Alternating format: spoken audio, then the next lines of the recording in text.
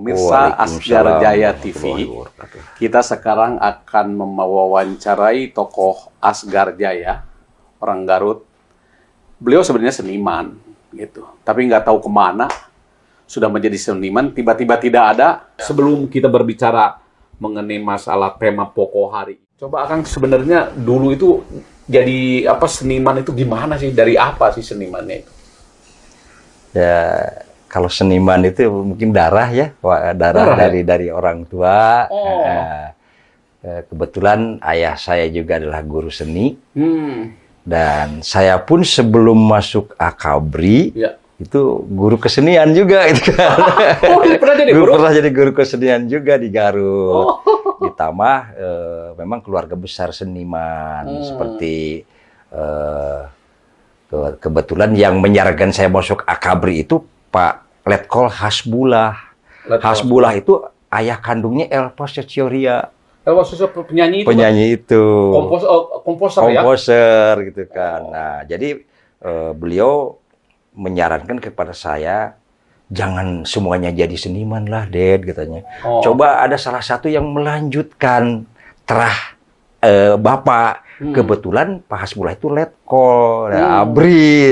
Masa keturunan kita nggak ada yang meneruskan jejak langkah Bapak sebagai Abri? Jadi masih ada hubungannya dengan Pak Hasbullah itu? Iya, ada jadi hubungan kekerabatan? Iya, kekerabatan. Di antara Elva Secioria itu ya termasuk paman lah gitu kan. Oh, jadi kapilah gitunya, kapi paman. Kawan. Ya, jadi termasuk tanggal lahirnya, bulan, tahunnya juga sama, 20 Februari tahun 59, sama persis sama dengan Elva itu gitu kan. Kembar tapi tak sama teh. Iya, kembar tak sama. Oh gitu. Nah, terus setelah itu Akang itu sebenarnya apa aja alat musik yang dikuasai? Ya alhamdulillah kalau bisa alat musik itu ya dulu kan yang paling pertama gitar. Oh ya, sambil nongkrong. Ya dulu sebelum ada Alif Bata fingerstyle itu Abah udah bisa tuh yang namanya fingerstyle ala Alif Bata itu gitu kan. Jadi mulai bassnya dengan telunjuk, melodinya dengan ini ritme. Jadi bass, melodi, ritme dijadikan satu yang namanya fingerstyle. Dulu belum ada lah yang gitu, Di waktu saya waktu masih remaja, masih nonoman dulu kan. Tapi Abah yang paling disukai jenis musik apa Abah? Semuanya lah. Semuanya disukai. Tapi yang paling terkuasai? Ya, yang terkuasai ya itulah musik-musik yang karakter jazz gitu kan.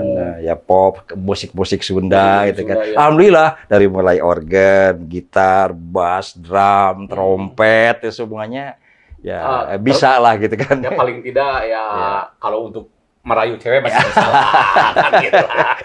Zaman dulu kan begituan, tahun 80-an lah. Ya karena seorang guru kesenian itu kan harus bisa semua alat gitu. Iya betul. Untuk bikin lagu, bikin komposisi musik kan harus tahu karakter masing-masing alat ya. Jadi mau tidak mau harus belajar semua alat gitu. Iya. Katanya Abah itu juga dulu waktu di polisi itu menciptakan beberapa lagu saja di mana aja? Waktu di Akabri ya, Pak? Ya alhamdulillah itu Abah pernah ikut lomba cipta lagu. Mares Akabri dulu itu tahun-tahun 80. Terbuka dengan seluruh seniman. Ada Arianto, Rinto Harahap, Binsar Sitompul, semuanya peserta lomba itu gitu kan. Lagu-lagu Akabri ya. Abah waktu masih taruna ikut juga, pengen ikut lomba itu. Waktu itu masih taruna? Masih taruna tingkat 3 lah. Tahun 80-an. Ya ikut. Ternyata malah lagu Abah yang nomor satu yang terpilih. Karena memang sudah tadinya sih udah inilah. Ya alhamdulillah gitu kan. Udah ada bakatnya lah ya. Termasuk Maros Polda Metro Jaya Abah. Maros Polda Metro Jaya. Ya, Abah sampai sekarang masih dipakai dalam tiap upacara itu kan. Tiap upacara, kemudian tiap mau kenaikan pangkat diwajibkan harus hafal. Royalti dong. Enggak sampai ke sana saat itu kan. Yang penting hak ciptanya didaftari. Iya. Itu kan intellectual property. Iya, itu. intellectual property gitu kan. Gitu. Saat itu kan nggak ada pikiran ke sana gitu. Iya. Untuk amal jariah aja lah Amal biar jariah, ini ya, ya. gitu kan. Dipakai terus juga. Iya, iya. Mudah-mudahan ngalir terus ya nantinya ya. Karya itu gitu ya, Bah ya. Itu gini, Bah. Nah, sekarang lah oke lah itu riwayat perjalanan Abah. Iya. Karena Abah itu sekarang lebih banyak ke masalah budaya, filosofi, masalah tasawuf, agama dan ininya sebagainya. Saya rasa ini kan jarang sekali orang yang mempelajari mengenai budaya, filsafat dan kepemimpinan, terutama yang dihubungkan dengan masalah negara, kenegaraan, ketatanegaraan ini. Abah kan banyak mempelajari mengenai itu. Kira-kira, Bah, bagaimana sih konsep filosofi kepemimpinan menurut budaya Sunda atau menurut orang Sunda lah, taruhlah. Budaya Sunda lah. Budaya Sunda itu harusnya gimana itu filosofinya itu. Waduh. Yang sebenarnya pondasinya itu gimana gitu loh. Ya, berat banget nih pertanyaannya. Kalau yang gampang-gampang saya nggak nanya sama apa lah. Pertanyaan yang bermutu gitu kan. Jadi itu mungkin harus kembali Ya, Bah. kepada kepribadian Sunda, bahwa dalam meniti segala kehidupan atau segala hurip dan kahirupan anak, hirup jeung hurip kahirupan anak gitu kan. Itu orang-orang Sunda itu punya ciri khas gitu kan. Ciri khasnya itu ada 5. Ya. Pertama, apapun gitu kan, yang dilakukan oleh Sunda selalu dipinding dengan silib. Dipinding dengan silib itu disembunyikan dengan berbagai perumpamaan gitu kan. Nggak langsung gitu kan. Kemudian dirimbun dengan simbol gitu kan. Dirimbun itu dinaungi. Dirimbun itu ditutupi, dinaungi dengan simbol. Kemudian yang ketiga ya disampir dengan sindir. Jadi kalau orang ada yang berbuat salah itu nggak langsung dimarahi, tapi disindir-sindir dulu gitu kan. Milipir gitu kan. Tidak langsung gitu kan. Nah, kemudian yang keempat itu direka dengan siloka. Direka dengan siloka. Perumpamaan. Iya, siloka lah, perumpamaan dalam benda langit gitu, benda-benda di Marcapada, di Buana. Semuanya itu karena hasil dari ilham petunjuk dari Yang Maha Kuasa, dari sasmita, sehingga yang terakhir itu ditata dengan sasmita.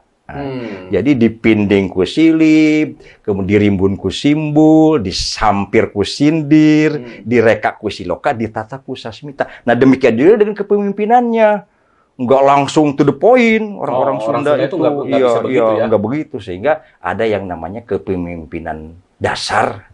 Asal dasar kepemimpinan Sunda yang disebut hasta brata. Jadi hasta itu 8. Ya. Hasta itu 8, brata itu karakter tindakan. Jadi 8 asas kepemimpinan orang Sunda. Ada 8. Itu dasarnya awalnya gitu loh.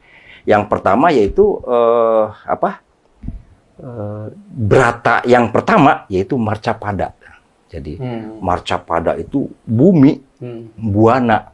Jadi seorang pemimpin itu harus mempunyai karakter bumi, karakter Marcapada, di mana karakter Marcapada itu kita tahu bahwa bumi ini menjadi pijakan yang harus kukuh pangkuh, bahasa Sunda kukuh pangkuh kokoh. Itu harus menjadi pedoman. Yang pertama jadi setiap pemimpin itu harus punya karakteristik karakter seperti itu. Kokoh, kukuh, pangkuh gitu kan. Dan artinya Marcapada juga dia harus sadia sapuratina, memberikan kebutuhan dasar kepada rakyatnya gitu kan. Jadi dia harus memberikan kebutuhan dasar. Bumi itu gitu kan, kebutuhan dasar harus dipenuhi oleh bumi itu. Dari mulai mungkin masalah air, api, tumbuhan, hewan, semuanya kan ada di bumi. Jadi harus menyediakan berbagai kebutuhan dasar rakyatnya. Itu yang pertama itu prinsip brata Marcapada itu gitu. Seperti karakter bumi lah gitu. Gitu. Nah, kemudian yang kedua orang Sunda itu kepemimpinan namanya kepemimpinan Surya. Satu Marcapada, kedua Surya. Jadi Surya itu kan selamanya bahasa Sundanya salawasna nyaangan sadaya makhlukna, salawasna nyaangan sadaya ratnya. Jadi selamanya tidak pernah jemu, tidak pernah malas, terus ada dia menerangi bumi, menerangi Marcapada, mau orang baik, mau orang jahat, itu semuanya diterangi tanpa pilih kasih, tanpa pilih bulu. Jadi selalu menerangi, tidak bosan gitu. Karakter matahari itu begitu gitu kan. Nah, kemudian selain itu ada yang ketiga. Gak cukup dengan karakter Marcapada, Surya, terus ada yang namanya karakter teja atau api, geni. Geni itu panas dong. Api ya. Api itu memang mempunyai sifat merusak, ya. Tapi kalau merusak dalam arti baik, nggak jadi masalah gitu kan. Ya, itu dan ini yang diambil karakter spontanitasnya. Api itu kan spontanitas membakar. Dia berani, spontanitas berani. Dia berani membakar ngaduruk durjana nu ngagunasika. Ngaduruk durjana nu ngagunasika. Membakar setiap ketidakbenaran, membakar setiap kejahatan gitu kan. Jadi harus langsung. Tidak boleh nasihat dulu atau berdoa dulu sesuai dengan hadis Nabi. Man ra'a minkum munkaran falyughayyirhu biyadihi. Kalau sudah dia melihat kemungkaran, ya harus bertindak seketika spontan dengan tangannya, dengan kekuasaannya. Fa ilam yastati, ya pabilisani, kalau nggak bisa ya udah nasihat. Kalau tidak bisa, fa'ilam yastati pabiqolbihi, kalau nggak bisa ya udahlah berdoa. Berdoa aja, mudah-mudahan dia kembali sadar, kembali menjadi orang baik. Wazalika adaful iman. Tapi orang-orang itu orang yang lemah, imannya lemah, paling lemah itu, gitu kan. Jadi harus mempunyai karakter api itu. Seorang pemimpin itu nggak boleh gitu kan. Teriak-teriak di masjid. Wah, ini perjudian luar biasa, pelacuran di mana-mana, LGBT di mana-mana, dimarah-marah di masjid gitu kan. Padahal yang dimarahi itu orang baik. Jamaah masjid gitu kan. Yang tidak baik, yang jahat itu di luar. Itu pernah sholat. Yang di luar, semuanya ada di luar. Nah, justru karakter api itu dia harus turun on the spot. Turun langsung menasihati, menindak orang-orang bersama-sama dengan polisi, mungkin bersama dengan tentara. Ini ada orang-orang yang berbuat maksiat, ya bertindak langsung. Gak usah berdoa. Itu karakter api itu harus gitu, sesuai dengan hadis Nabi. Falyughayyirhu biyadihi gitu kan. Gak usah. Falyughayyirhu biyadihi. Biyadihi itu dengan apa? Dengan tangannya dia harus bergerak gitu. Jadi ngaduruk durjana ngagunasika seketika. Gak usah ulah diengke-engke, jangan ditunda-tunda lah gitu kan. Itu yang namanya karakter api itu. Nah, anu kaopat yang namanya karakter atau brata samudra. Samudra, lautan besar.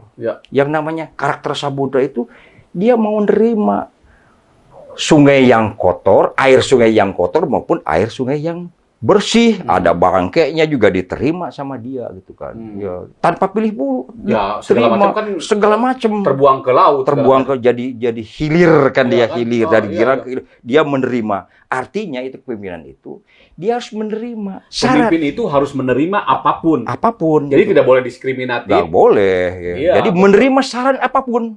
Saran itu mau jelek, mau bagus, mau biasa-biasa saja, seorang pemimpin harus punya karakter samudra, legowo, lapang dada, nerima. Negarawan lah ya. Ya negarawan itu begitu, gitu kan. Jangan ada orang yang vokal sedikit, kritik, marah. Anti pemerintah, itu nggak boleh begitu. Seorang pemimpin itu apa-apa tangkap, dilapori, laporkan, tindak, nggak boleh begitu. Karena itu adalah rakyatnya sendiri. Betul. Bukan musuh. Rakyat itu bukan musuh. Tapi dia harus terima. Gak boleh langsung ini dituntut gitu kan, di sidang pengadilan, sidangkan biar kapok, gak boleh. Kan harus apa? Tanggungan teh non, leuleus tanggungan. Leuleus jejer lihat tali. Saya tanggungan teh non. Rancatan teh non. Ya, rancatan harus imbang seperti rancatan gitu. Imbang seperti rancatan gitu. Nah, jadi sama, gitu, diperlakukan sama. Harus diperlakukan. Mereka itulah rakyat kita, anak-anak kita, ya, yang harus diluruskan, jangan dibunuh, gitu kan. Nah, itu yang namanya sifat apa? Sifat samudra itu begitu, gitu kan. Betul. Ada lagi brata yang kelima, namanya akasa. Akasa itu bahasa luar Indonesia. Angkasa ya. Akasa. Luar angkasa. Ya. Jadi akasa itu langit. Ya. Akasa itu langit. Ya, sifat langit itu, karakter langit itu dia mengayomi. Mengayomi bumi, mengayomi semuanya kan. Jadi mengayomi semuanya. Mau orang jahat, mau orang baik, mau orang-orang biasanya harus diayomi. Ya. Dan diarahkan. Kalau saja jelek, diayomi dan diarahkan supaya menjadi baik, gitu kan. Itu yang namanya sifat angkasa itu. Dia harus menyingsingkan keegoannya, egosentrisnya menyingsingkan, sehingga dia wawasannya luas. Jadi sifat angkasa itu akhirnya dikatakan jembar cakrawala wawasana. Jembar cakrawala wawasana. Jadi wawasannya luas. Luas sekali. Itu sifat angkasa itu. Angkasa itu kan tanpa batas. Ya, tanpa batas. Ngayomi. Kemudian harus jembar cakrawala wawasannya. Kan ada cakrawalanya kan. Ya, harus benar jembar, luas itu. Wawasannya itu harus luas. Itu seorang pemimpin. Bagaimana bayangkan kalau seorang pemimpin wawasannya sempit? Ya nggak bisa mengambil keputusan. Akhirnya tergantung. Susah. Mengambil keputusan tergantung kepada orang lain. Tergantung pada orang lain. Akhirnya dikendalikan gitu kan. Sama orang lain. Akhirnya kata orang sekarang jadi boneka. Jadi boneka lah gitu. Jadi di Sunda Pak tidak ada yang nggak ada, nggak boleh.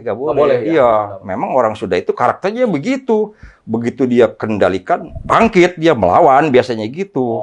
Itu karakternya gitu. Sehingga banyak orang-orang Sunda mungkin tidak disenangi oleh mungkin yang lain. Karena spontan, sifatnya kayak Agni, kayak Sunu, gitu kan, api. Berontak dia. Wah, nggak bener, ini nggak bener, gitu kan. Sehingga akhirnya salahnya mungkin kesalahannya pundung, gitu kan. Pundung. Mestinya jangan gitu. Dia harus eager, harus kukuh pengkuh, gitu kan. Membela kebenaran itu kan, itu harus kukuh pengkuh tuh. Nah, kemudian ada lagi yang sifatnya yang keenam. Yang keenam itu hawa. Bayu, angin. Jadi angin, bayu, hawa. Ya. Jadi karakter hawa itu ayana jeung pangaruhna dirasakeun ku sasaha. Ya, jadi keberadaan maupun pengaruhnya itu bisa dirasakan oleh orang lain. Meskipun nggak kelihatan. Meskipun nggak kelihatan. Wah, pimpinan kita itu gini gitu kan. Dia terasa gitu kan. Dirasakan keberadaannya itu, pengaruhnya juga dirasakan. Itu sifat daripada hawa. Namanya angin kan gitu kan. Kita tidak bisa lepas dari angin. Keberadaannya kita rasakan mau dimanapun gitu kan. Kecuali di peti mati yang tertutup, yang nggak ada udara ya, nggak bisa. Tapi sifat karakter hawa itu begitu, gitu kan. Jadi ayana atau keberadaan dan eksistensi dan pengaruhnya itu bisa dirasakan oleh semua orang. Itu yang namanya hawa tuh. Terus ada lagi kalau nggak salah yang ketujuh yang namanya candra. Bulan. Candra itu bulan. Kalau kita memandang bulan, wah indah sekali. Caang bulan 14, bulan purnama. Terasa damai, terasa teduh, terasa sejuk. Nah, sehingga karakter seorang pemimpin itu harus seperti candra. Dia bisa memberikan rasa aman, bisa memberikan rasa nyaman, memberikan rasa teduh, indah, nyaman, gitu kan, dirasakan oleh warga masyarakat. Sehingga hanya dengan melihat wajahnya juga dia seperti memandang bulan purnama, gitu kan, memberikan keteduhan dan kedamaian. Jadi metaforanya itu ya, kepemimpinan Sunda itu metaformosiskan dengan benda-benda yang silokanya itu, silokanya itu simbol-simbol, selalu disimbol-simbolkan, selalu simbol itu, supaya mungkin lebih filosofi itu lebih dirasakan oleh murid-muridnya, oleh siswa-siswanya. Benernya gitu kan, sifat candra itu begitu, sifat bulan itu begitu, sifat sin itu begitu, gitu kan, sifat api itu begitu, gitu. Itu nah terus ada yang terakhir tuh, yang ke-8 kan, hasta itu artinya 8. Hasta berarti 8. Yang ke-8 itu adalah kartika. Kartika itu bintang. Jadi zaman-zaman dulu bahkan sampai zaman sekarang itu bintang itu menjadi pedoman. pedoman di malam hari, ya, terutama di malam hari, Iya. bagi orang-orang yang tersesat, yang kalangsu. Terutama yang di laut. Terutama di laut, termasuk di daratan juga, di leuweung, di hutan-hutan, gitu kan. Iya, iya. Jadi patokan Iya, ya. jadi patokan mana bintang, mana Kartika. Nah, sehingga kan ada di Quran surat Al-An'am ayat 97 tuh. Iya. Yang bunyinya gini kan, wallazi ja'alalakumun nujuma, ya, litahtadu biha, ya, fi dulumati barri wal bahri. Tuh, jadi Allah itu yang menjadikan bintang, Kartika menjadikan bintang, ya, untuk menjadi pedoman dalam kegelapan, ya, fi dulumati, di dalam kegelapan, fil bari wal bahri, baik di daratan maupun di lautan. Sehingga itu diambil oleh Sunda menjadi salah satu kepemimpinan yang ke-8 itu, gitu kan. Itu. Jadi di Sunda itu karakteristik pemimpin itu harus ada 8 lah ya. Itu untuk pribadi ya. Itu yang dasar-dasarnya dasar-dasarnya itu. Kepemimpinan yang paling asasi, yang dasar yang gitu. paling asasi dari filosofi Sunda itu adalah ada 8. Iya. Itu jadi karakteristik pemimpin itu harus 8. Iya. Idealnya budaya Sunda. Budaya Sunda. Bahkan mungkin hampir sama juga dengan budaya Jawa juga sama. Mungkin beda bahasa. Chandra jadi Condro, gitu kan. Ya, Surya jadi Suryo. Marcapada jadi Marcopodo, gitu kan. Ya. Mengenai logat aja ya, dialek hanya dialek aja gitu kan. Nah, tapi sebenarnya asalnya yang dari Jawa dulu atau dari Sunda dulu mengenai yang tadi itu yang 8 itu. Ya, kan, kalau sama dengan Jawa dengan Sunda itu. Kalau itu ya memang kan kita tahu bahwa kerajaan yang paling tertua di Nusantara ini Tarumanegara. Tarumanegara. Ya, pada saat semuanya belum ada kerajaan kan di Jawa Barat sudah ada Tarumanegara. Artinya bahwa dimulainya dari yang 8 itu dari Sunda dulu. Iya, dari kerajaan-kerajaan itu. dengan oleh suku-suku lain. Suku-suku yang lain gitu kan. Bahkan sebelum ada Tarumanegara, ada kerajaan Sunda yang paling tua ya, tahun 135 Masehi. Namanya Kerajaan Salakanagara. Salakanagara itu yang di Pandeglang. Oh, bukan yang di Pamengpeuk itu? Bukan, di Pandeglang. Di Pandeglang, Banten. Nah, ini ada ininya, ada bukti-bukti konkretnya, bukti-bukti tertulisnya. Dan sayangnya bukti-bukti kerajaan Salakanagara itu di kita minim, tapi di luar negeri malah maceh banyak. Bisa ditemukan di mana? Seperti di tulisan-tulisan Ptolemeus, itu orang Yunani, yang namanya negeri Agrie. Agrie itu Salaka, Perak gitu kan. Yang kelima, Iger. Iger itu semangat, gak mau kalah orang lain, gak mau kalah untuk bersaing. Nah, kebanyakan kalau Abah lihat sekarang ini kompetisi semangat untuk bersaing dengan orang lain, dengan orang asing, dengan suku bangsa agak kurang. Igernya itu agak kurang. Iya. Sehingga merungkut gitu kan. Jadi ada karakter inferior. Rasa rendah diri gitu kan. Itu inferior itu. Inferior, ada rasa rendah diri itu. Kenapa? Memang Sunda itu kan sebenarnya orangnya pintar-pintar dan ini. Pintar-pintar, tapi karena terlalu handap asor itu dia terlalu merendahkan diri sehingga atau memang gini, karakteristiknya itu ngalah karena ada rasa tata krama dan lain sebagainya, rasa malu segala macam untuk memperebutkan hal yang seperti itu. Ya, jadi namanya Iger tuh begitu gitu kan. Kenapa kok ada rasa malu segala kan itu? Ya, itu semuanya karena ada politik kebudayaan lah gitu kan yang ada. Kebudayaan yang kita itu gimana ya itu sebenarnya budaya orang Sunda itu kok nggak mau fight gitu segala macam. Ya, itu panjang ceritanya itu kita bahas nanti khusus itu kan, yang itu sejarahnya bagaimana dari tahun ke tahun. Ada yang namanya politik kebudayaan itu Sunda yang begitu hebat itu gitu kan. Jadi hilang begitu saja, musnah. Dari istilahnya, dari budayanya, seninya juga udah banyak yang hilang. Contohnya gini gitu ya, orang-orang Sunda itu masalah wanter udah hilang. Kan tadi Igor itu semangat, semangat. Tapi ada yang dihilangkan, yang lawan dari Imperial itu kan wanter, super wanter itu berani itu, berani itu bersaing dengan yang lain. Sanagar gitu lah ya. Oh iya, berani. Tapi itu udah hilang, inferior. Nah, ini inferior ini memang ada politik kebudayaan yang kita akan kita bahas dalam mungkin sesi yang lain. Gitu kan. Kang begini. Jadi begini, Bah. Jadi sekarang ini saya tidak prihatin, bukan masalah prihatin atau tidak kan gitu. Orang Sunda itu etnis kedua terbesar. Etnis kedua di Indonesia ini, dan diakui itu bahwa kita itu kedua terbesar di Indonesia. Tapi kayaknya apakah karena setiap orang Sunda itu segala sesuatu lah, zaman dulu ada pejabat di Departemen Dalam Negeri bahwa seumpamanya temennya segala macam, wah mau dikorprikan, korpriangan, gitu ya. Waktu dulu kalau nggak salah zaman kita sebutkan aja zaman Pak Yogi SM, dijabarkan gitu loh. Nah itu kan ya, ini bukan ini nih. Nah ini kan selalu digitukan. Padahal orang lain, kalau etnis lain yang di bawahnya apa-apa itu semua tidak ada yang mempermasalahkan.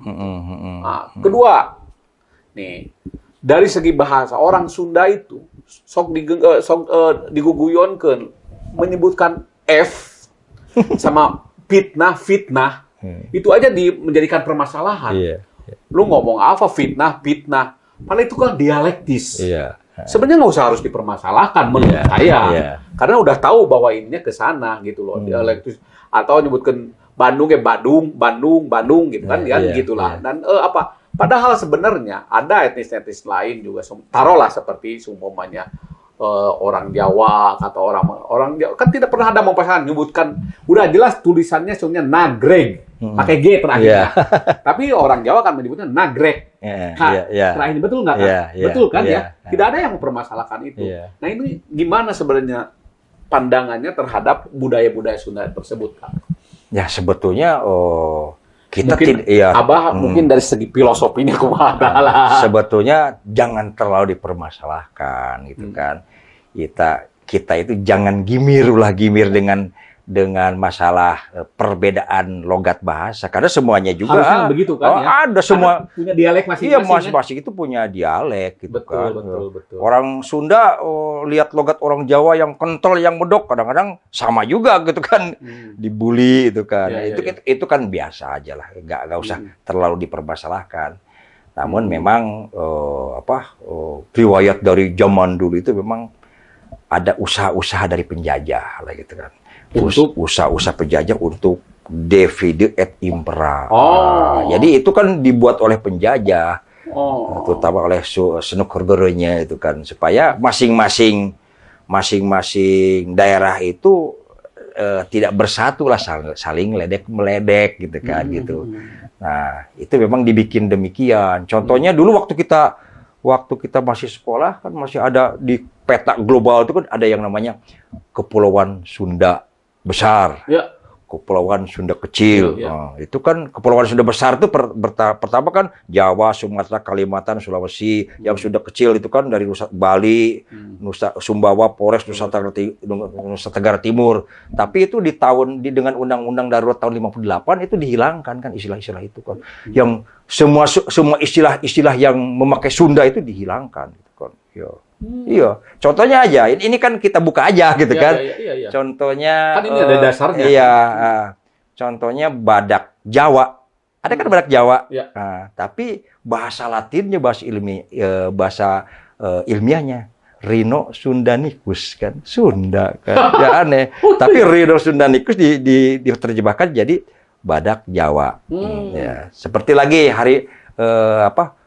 Panthera sundanicus gitu kan. Panthera berarti harimau. Panthera itu. Iya, jadi harimau Jawa jadinya gitu kan. Ya. Ini harus dikupas khusus ya, bahwa ternyata Sunda itu bukan bukan etnis tapi sebetulnya, tapi suatu wilayah, suatu kerajaan yang maha besar gitu kan. Zaman-zaman dulunya itu. Yang sekarang ini ya memang setelah yang menggali kehebatan budaya Sunda itu justru dari orang-orang asing. Seperti Profesor Dr. Santo Arios yang selama 30 tahun meneliti kebudayaan Sunda ya. Kemudian Banua Sunda, Profesor Dr. Stephen Oppenheimer. Itu peta-petanya tuh masih ada di Eropa. Isle de la Sonde, Isle de la Sonde. Itu kepulauan Sunda itu masih ada. Tapi sekarang kan itu yang semua yang berbau Sunda itu kan menjadi dihilangkan gitu kan. Nah, itu ya yang saya katakan usaha-usaha yang luar biasa dari penjajah supaya kita ini hilang jati diri ya. Jadi kebanggaan orang Sunda itu dihilangkan oleh penjajah. Jadi bagaimana caranya supaya orang Sunda yang dulunya itu memang dia kerajaan yang pertama di Nusantara supaya dihilangkan jejaknya. Hilangkan jejaknya. Makanya gampang katanya. Pertama, kaburkan sejarahnya. Kaburkan sejarahnya. Kemudian bukti-bukti kejayaannya, bukti-bukti eksistensinya hilangkan. Bakar gitu kan. Harus dihilangkan gitu kan. Kemudian yang ketiga gitu kan, tanamkan sifat inferior pada dirinya, sifat rendah dirinya. Nah, terbukti bahwa literasi, bukti-bukti tertulis mengenai kesundaan mungkin di Arsip Nasional cuma 15.000, tapi di Universitas Leiden bisa 150.000. Bukti-bukti kesundaan, termasuk Tarumanagara yang kerajaan tertua. Tapi itu memang pertama ya Tarumanagara itu ya. Pertama itu kan udah diakui oleh seluruh dunia, nggak ada lagi lah, nggak ada lagi, udah bukti yang tidak bisa dibantah. Tapi situsnya bisa ya ada semuanya, situsnya ada. Ada ya. Ada prasastinya, situsnya, lingganya, semuanya ada. Itu kira-kira tempatnya di daerah mana itu Tarumanagara itu di Bogor kah benar di atau Bogor? Di Bogor. Ya di Bogor. Ada semuanya. Itu bukti-bukti tertulis. Tapi kan Tarumanagara ini kayak hilang begitu saja. Jadi kerajaan Tarumanagara itu sebelum kerajaan Sunda, kerajaan Galuh,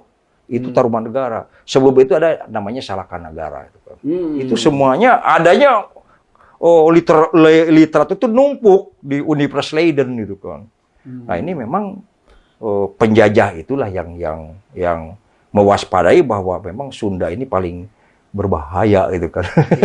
Sehingga harus dikaburkan sejarahnya, dihilangkan bukti-buktinya gitu kan. Dan dibikin nggak berani gitu. Dibikin inferior. Itu rekayasa dari penjajah yang memerlukan biaya yang sangat-sangat banyak supaya orang Sunda itu menjadi bangsa, menjadi masyarakat yang inferior gitu kan. Sehingga murungkut gitu kan. Disingsieunan wae gitu kan. Gini, karena orang Sunda ini gini.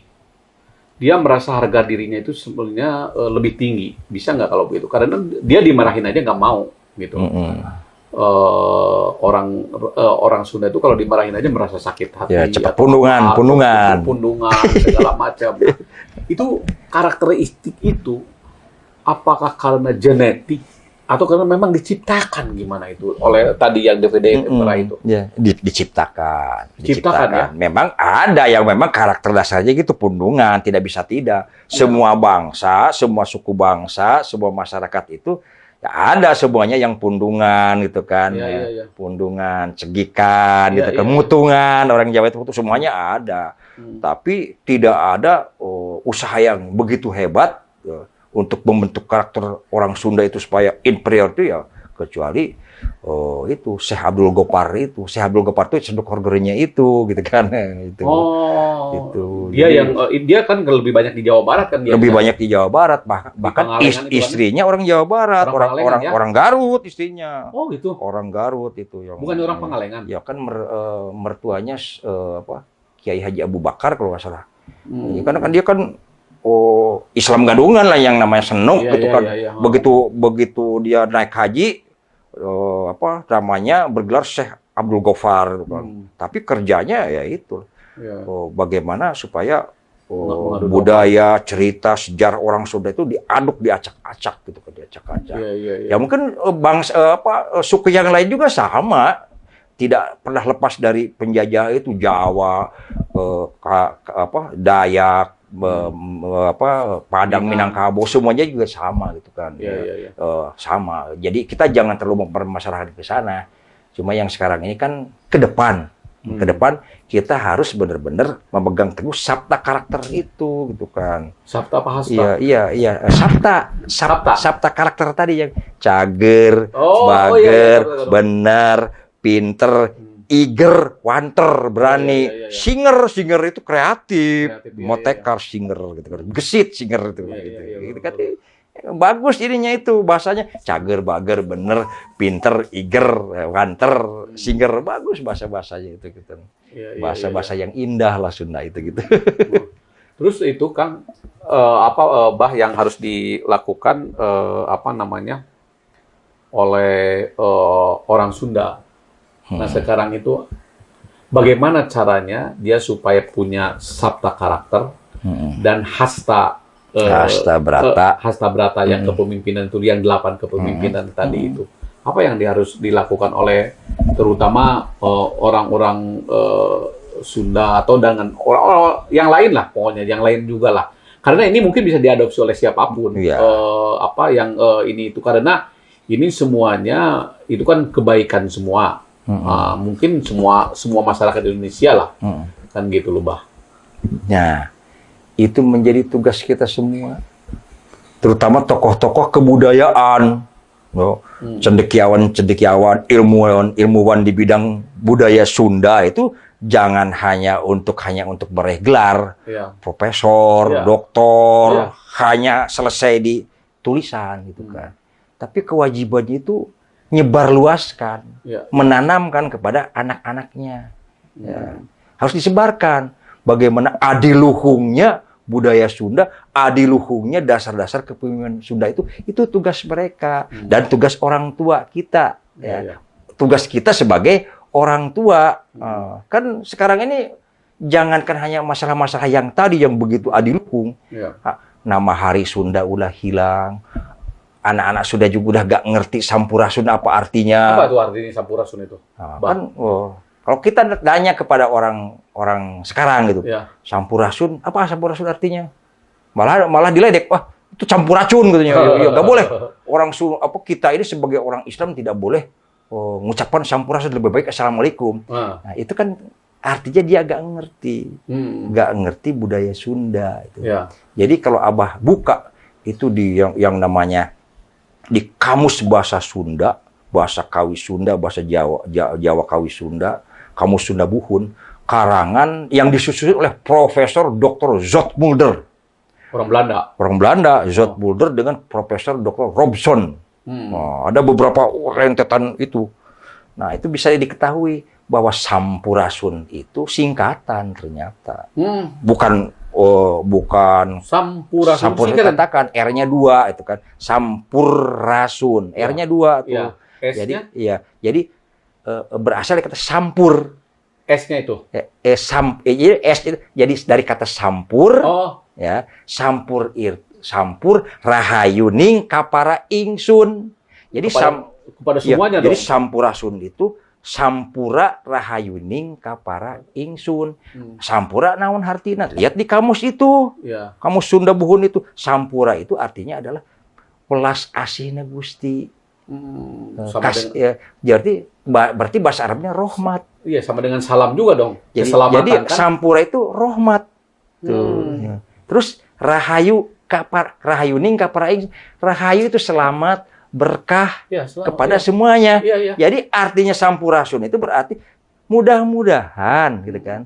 Rahmat, kasalamatan, kawilujengan, keberkahan tumrap ka urang sadaya, ka para ingsun ka urang sadaya gitu. Artinya gitu kan. Itu artinya.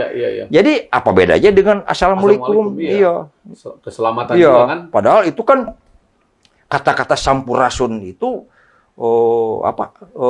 disinyalir adanya itu tahun 135 Masehi. Yang menciptakannya siapa? Aki Tirem itu, Aki Luhur Mulya, sebelum agama Islam berkembang di Indonesia itu Aki sudah Tirem ada. itu yang di Tanjung Priok itu. Aki Tirem itu yang di Pandeglang gitu kan, yang Bukan- Salakanagara. Salakanagara. Iya, salah satu pendiri kerajaan Salakanagara itu yang namanya Aki Aki Tirem. Luhur Mulya, Aki Tirem. Gitu. Oh, bukan yang di Tanjung Priok itu. Bukan gitu kan. Itu kira-kira gitu Sampurasun itu. Gak usah kita Jadi artinya kalau secara ini apa? Secara bahasa itu, secara etimologinya itu. iya, jadi arti Sampurasunnya itu ya adalah mudah-mudahan mudah-mudahan rahmat, kasalamatan, kasalamatan, kaberwijengan, kaberkahan, tumiba ka urang sadaya ka para ingsun. Hampir sama wae. Sama dengan assalamualaikum. Kenapa harus mesti malu? Kenapa mesti diledek gitu kan? Iya, betul. Kan sakit hati kita. Ya. Kok orang yang nggak ngerti apa-apa kok Sampurasun nggak boleh. Kan hampir sama dengan Makanya assalamualaikum. itu apa yang dikatakan dengan Sunda itu kan selalu menjadikan bahan gunjingan atau bahan ledekan. diledek, Sampurasun Ya, diledek. jangan-jangan dialek yang tadi itu. Itu aja kan sama gitu loh. Diinikan juga Sampurasun juga sama, diledek juga. Jadi banyak yang begitu. Nah, itu saya yang menjadikan ininya itu apakah karena orang sudah merasa malu dengan membawa rasa kesundaan segala macam atau bagaimana gitu loh. Dan itu di toko-toko juga nggak ada tuh. Kalau kita mau ke Gramedia yang buku-buku Sunda mengenai kamus yang tebalnya segini, itu kok tebalnya segini tuh kamus bahasa Sunda lengkap karangan Profesor Dr. Jet Mulder udah nggak ada itu kan. Udah nggak ada. Iya, udah nggak ada.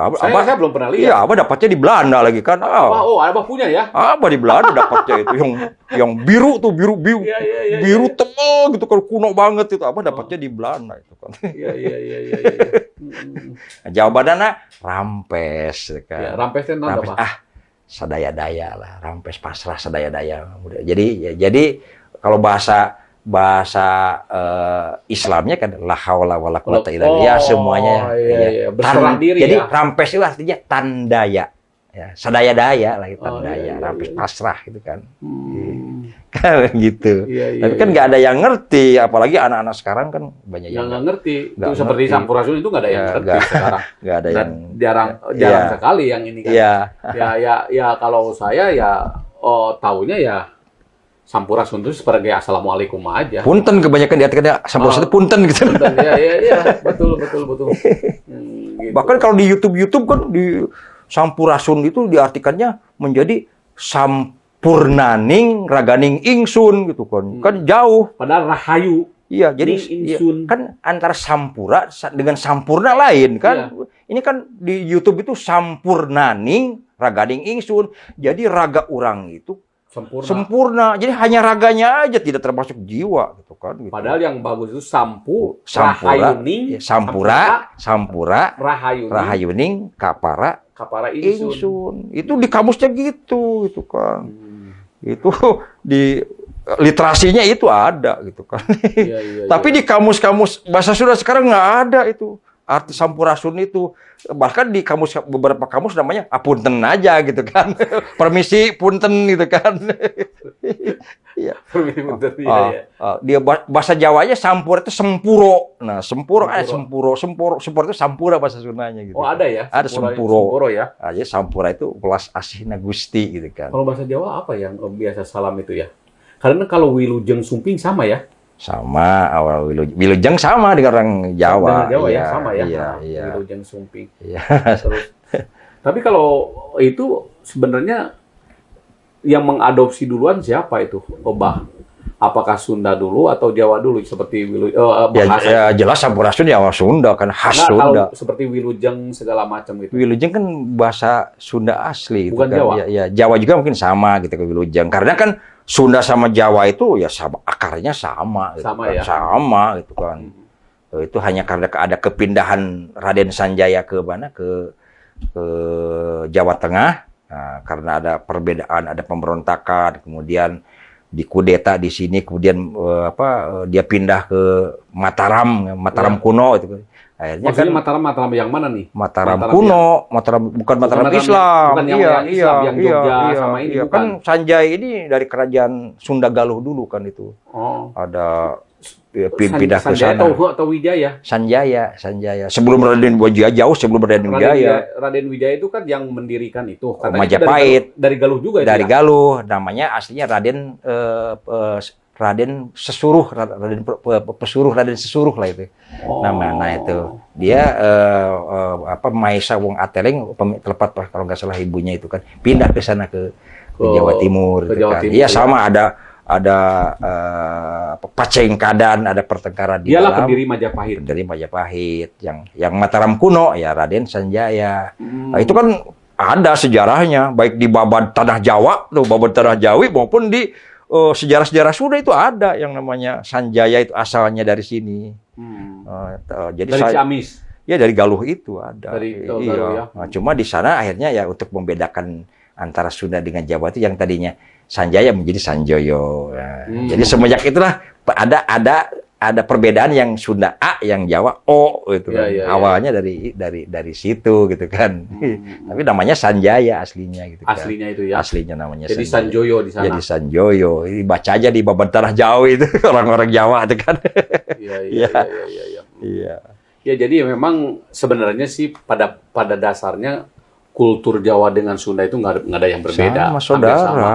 Iya. Meskipun memang ada yang sangat ekstrim sekali, bahasa-bahasanya yang berbeda antara Jawa dengan Sunda itu kan gitu ya.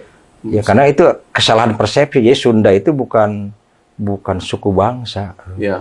Makanya dulu ada yang namanya Banua Sunda itu kan. Banua Sunda itu benua ya namanya Banua Sunda. Banua Sunda itu benua gitu. Iya, atau Banua Atala, panggilan orang tua itu namanya Banua Atala atau Banua Sunda ya.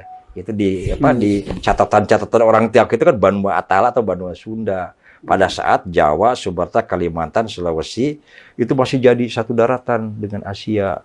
Dikatakan Banua Sunda. Kalau menurut Profesor Dr. Santos Arya, Sundaland lah gitu kan. Sundaland. Itu sebelum Profesor Dr. Santos Arios itu berbicara bahasa Sundaland, kita masih punya literasinya masalah Banua Sunda itu ada, gitu kan. Masih ada itu. Iya, betul. Sehingga begitu Banua Sunda terjadi banjir semesta, banjir besar, ya,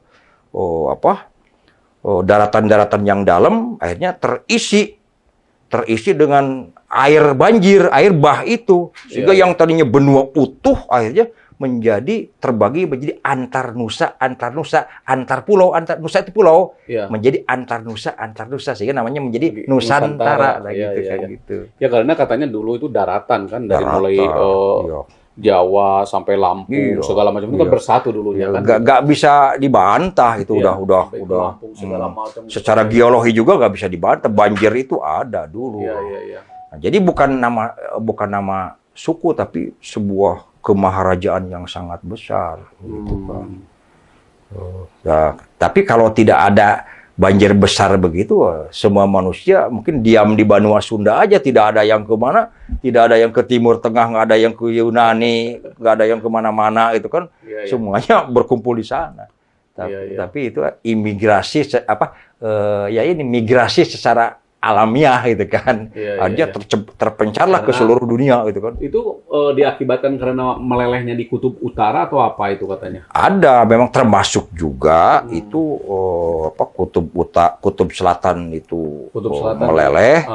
Karena kalau di Al-Qur'an itu kan pada saat banjir besar itu Gunung Krakatau meletus yang paling besar itu kan. Jadi kalau yang terbaru kan 1883 mungkin yang besar itu. Tapi sebelum itu tahun 11.600 sebelum Masehi, Krakatau itu yang nama Gunung Sunda Purba tuh. Gunung Krakatau itu kan yang paling pertama itu meletusnya luar biasa. Sehingga dilambangkan dalam Quran itu ada panah-panah api yang ke atas gitu kan. Sehingga dunia itu menjadi gelap gulita. Kemudian terjadi panas yang luar biasa. Kutub selatan mencair, naik gitu, air laut 150 meter, naik 150 meter, sehingga yang agak dalam ini dipenuhi oleh air itu gitu kan. Tapi ya masalahnya kalau itu semakin dibuka lebar ya, itu akan merubah tatanan yang dipercaya selama ini, sehingga ada usaha-usaha tertentu untuk untuk menghilangkan itu. Nggak ada tuh katanya Banua Sunda. Sehingga teori itu sekarang berkembang jadi dari boleh out of Afrika, kemudian out of Yunan atau Taiwan, out of Banua Sunda, out of Sundaland. Itu sekarang ada out of Sundaland. Jadi perjalanan sejarah manusia itu dari sana gitu kan. Iya. Gitu. Nah, itu kan tugasnya ilmuwan lah untuk ini. Tapi semuanya ada catatannya di kita itu kan. Ada catatannya di kita. Jadi Indonesia itu mengalami beberapa kali perubahan nama gitu kan. Iya. Betul. Ya, terus jadi memang budaya Sunda itu sebenarnya dasarnya bagus sekali ya. Filosofinya lengkap. Sangat lengkap sekali ya. Bahkan itu juga yang tadi yang Hastabrata itu dielaborasi secara detail. Oleh orang-orang Sunda, dalam arti mungkin supaya lebih banyak dimengerti oleh anak-anak muda, nonoman-nonoman kita. Ya. Nah itu dielaborasi sedemikian rupa sehingga muncul yang namanya panca jati diri manusia Sunda. Apa itu? Panca jati diri manusia Sunda itu 5 jati diri manusia Sunda. Yang kahiji. Ini maksudnya tujuan akhirnya. Kan tadi ada secara siloka itu Hastabrata itu 8. 8. Terus karakteristik ada 6. Ada karakternya Sabta karakter ada 7. Ada 7 karakternya. Terus disusul ada juga yang namanya jati dirinya itu. Jati dirinya itu apa? Jadi kan ajaran Sunda itu gini, bahwa ajaran Sunda itu kalau bahasa Arabnya harus kafah itu. Kafah. Keseluruhan. Jadi ada yang disebut agama, ada yang disebut ugama, ada yang disebut dengan igama Sunda itu gitu kan. Ya. Agama itu aturan yang mengatur hubungan antara makhluk jeung pangerannya dengan penciptanya. Ya. Nah, kemudian ugama yang mengatur aturan yang mengatur antara hamba, antara rakyat jeung pamarentahna, antara rakyat dengan pemerintahnya gitu kan. Terus igama yang mengatur hubungan antara manusia jeung lingkungannya dengan lingkungannya. Berarti kalau begitu mah lengkap ajaran Sunda itu hablum minallah, hablum minal nas, hablum minal alam kan. Nah, itu lengkap. Nah, itu sehingga muncullah yang namanya bahwa orang Sunda itu harus punya panca jati diri manusia Sunda. Aya 5 jati dirinya. Jadi yang pertama apa? Kudu pengkuh agamana. Kalau bahasa sekarang pengkuh agama nanti mungkin kecerdasan spiritual. Pengkuh agamana, luhung ilmuna, kecerdasan intelektual. Ya. Jembar budayana, budayanya harus luas.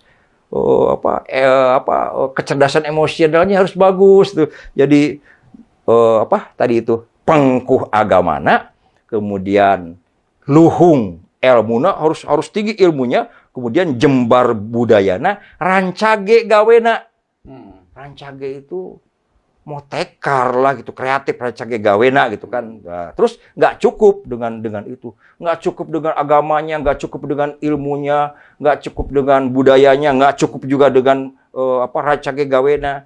Jadi harus punya harus good performance. Jadi hade gogog, hade tagog, hade raga, hade rupa. Ya, jadi harus indah dipandang mata, jangan menakutkan. Harus enak juga dilihatnya. Harus enak dilihat gitu kan. Nah, itu yang namanya nggak cukup dengan hanya yang 3 itu. Itu juga masih nggak cukup katanya kalau orang Sunda. Kudu hade biantara wasitana. Berbicaranya. Dia harus bisa pidato yang bagus. Hade biantara wasitana. Harus punya kemampuan orator, punya kemampuan pidato yang bagus gitu kan. Itu sebagai elaborasi dari kepemimpinan yang Hastabrata tadi gitu kan. Nah, terus ada yang ketujuh, ada yang namanya hade tata lampahna. Jadi orang yang bagus agamanya belum tentu kan ilmu agamanya bagus tapi ternyata budi pekertinya nggak bagus. Jadi kudu hade tata lampahna, hade tata titik subasita, HD tata titik duduga peryoganya gitu kan. Jadi menyangkut sopan Duduga? Duduga peryoga. Duduga peryoga tuh apa tuh, Bah? Sopan santunnya, unggah-ungguhnya gitu kan. Jadi kudu HD duduga peryoga. Iya, HD tata titik subasita. Nah, tata titik subasita. HD tata titik duduga peryoganya gitu kan. Iya.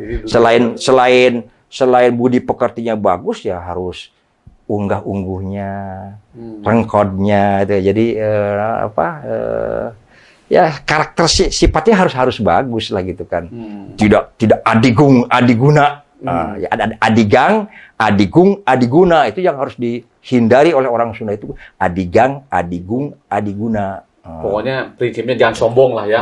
Jadi kalau adigang itu sombong bahwa aing teh sakti mandraguna, tanaga aing teh hebat gitu kan. Itu dia sombong dengan kekuatan raga. Kalau adigung sombong, ya aing itu turunan pangagung anu luhung, menak anu luhung. Jadi dia sombong kepada keturunan adigung. Adiguna, itu agung sombong dengan pangabisa. Ya, pangabisa, pinter segala macam, dia pinter ini, pinter itu namanya sombong. Sombong dengan pangabisa itu adiguna. Jadi adigang, adigung, sama adiguna gitu kan. Gitu ya. Nah, yang tadi yang tata lampah itu dijabarkan lagi oleh orang Sunda itu yang sopan santun, kemudian hadiah lampahnya itu ada yang namanya sabta silih itu orang. Sabta silih. Sabta silih itu 7 silih. Silih itu apa tuh artinya tuh? Silih itu saling. Oh, silih asih. Iya, ada silih asah. Silih asuh. Terus yang pertama silih asah, yang kedua silih asih, yang ketiga silih asuh, yang keempat silih wangikeun. Nah, saling nutupi, saling ngangkat, saling ini tidak saling menjatuhkan. Jadi itu harus silih wangikeun. Silih bejaan, silih ingetan, itu kan sesuai dengan orang asli. Watawa sobil haki, watawa sobil silih ingetan, silih bejaan gitu kan. Nah, terus ada lagi harus silih nulung kanu butuh, silih nalang kanu susah. Silihnya angan nupaikeun, silih ngantir kanu sieun. Nah, itu namanya sabta silih itu di sana gitu kan. Jadi itu 7 juga ya, 7 silih juga. Ya? Itu biasanya Sunda itu gitu. Kalau selalu sabta, hasta, panca itu hampir rata-rata gitu Sunda itu. Ada jadi hasta 8. Ya, hasta 8. Sabta 7. Sabta 7. Panca kan 5. Panca 5. Tapi nggak ada yang 6. Nggak ada, belum pernah. Ada yang 6, belum pernah. Kenapa tapi, ya? Ya nggak tahu. Kalau yang paling rendah tri. Ya, itu yang namanya tritangtu, kan ada yang namanya tritangtu itu kan. Rama, Resi, Ratu itu tritangtu itu ya. 3 itu. Karena mungkin begini, sesuai dengan hadis Nabi mengatakan bahwa Allah itu senang kepada angka-angka ganjil gitu. Angka-angka ganjil gitu kan. Gitu. Tapi kan 8 kan bukan ganjil. Bukan ganjil. Itu yang ini memang bukan ganjil, tapi angka 8 itu mempunyai spesifikasi yang khas bagi orang Sunda. Lambang siloka lagi. Jadi angka 8 itu kenapa orang Sunda senang? Karena itu lambang istiqomah. Jadi lambang istiqomah itu konsisten. Bukan istiqomah itu bukan singkatan ikatan suami istri takut kalau ada di rumah itu kan bukan istiqomah itu. Tapi konsisten. Angka 8 kan gitu kan muter gitu kan. Itu lambang istiqomah. Iya. Tapi jarang ada yang berani angka 9 gitu kan. Jarang. Kan kalau seperti orang Chinese itu 8 itu hoki ya? Hoki, angka 8 itu hoki. 8 itu hoki ya, ya? Hoki. Kalau orang Cina punya kepercayaan begitu ya? Ya? Hoki. Angka konsistensi gitu kan. Iya. Tapi jarang ada yang 9 nawa. Nah, bahasa Sundanya kan nawa gitu. Bahasa Jawanya nowo. Nawa itu 9. Kenapa 9 nggak mau? Ya karena itu dianggaplah itu angkanya Sang Maha Kuasa lah gitu kan, nggak mau. Nggak ada lagi yang punya itu ya? Nggak ada angka yang tertinggi karena setiap angka apapun kalau dikalikan 9 jumlahnya tetap 9 gitu kan. Mau berapa juta pun dikalikan 9 tetap 9 kan dijumlahkan itu. Iya benar. Iya. Kayak 9 kali 8, 72, 7 tambah 2, 9 gitu. Iya. Gitu kan 9. Iya, iya. Atau angka berapapun dikalikan 9 pasti dijumlahkannya 9 juga itu. Iya. Benar, Ya, benar, itu yang namanya orang Sunda itu yang Abah katakan tadi, dipinding ku silim, dirimbun ku simbul, Iya. kemudian disampir ku sindir, direka ku siloka, ditata ku sasmita. Nah gitu, gitu. Sehingga harus ngerti, harus Tadi ngerti dipinding gitu. ku naon? Dipinding ku silim, Oh, ku silim. Dipinding ku silim, dirimbun ku simbul. dirimbun ku simbol ya. Gitu. Dirimbun ku simbol. Dan semuanya diwajibkan harus mengerti gitu kan. Dengan ada yang namanya pancaniti lah gitu. Di Sunda itu ada pancaniti. Semuanya tahu lah, mungkin orang-orang tua kita kan dulu kudu ingat karena pancaniti. Apa gitu. itu pancaniti itu? Pancaniti itu kalau kita membedah permasalahan, tadi kan ada ini, ada hasta brata, Ya, ada sabta karakter, ada panca jati diri manusia. Nah, ya. itu harus benar-benar ngikuti dibedah secara kafah, secara detail. Anatomi permasalahannya itu sampai detail harus dikuasai. Pancaniti pertama kan niti harti. Kita harus ngerti artinya apa. Niti hati. Niti harti. Yang kedua niti surti. Surti itu paham. Harti ini harus dipahami banget. Ya, jadi niti harti, niti surti, nah kemudian niti bukti. Nggak cukup dengan paham, harus ada bukti-buktinya. Niti bukti. Ya. Jadi ilmiah banget tuh. Ya, niti harti, niti surti, niti bukti. Udah tiga-tiga ini kepegang, baru bakti kita. Niti bakti bisa dilaksanakan. Nu kali mah niti sajati. Ya ulah kita mah kafah lah kita. Iya, betul. Sempurna lah ya. Sempurna kafah. Benar itu sempurna Itu. sekali itu. Ajaran ini kan udah kayaknya udah hilang lah gitu kan. Ya, ini sebenarnya bagus sekali kita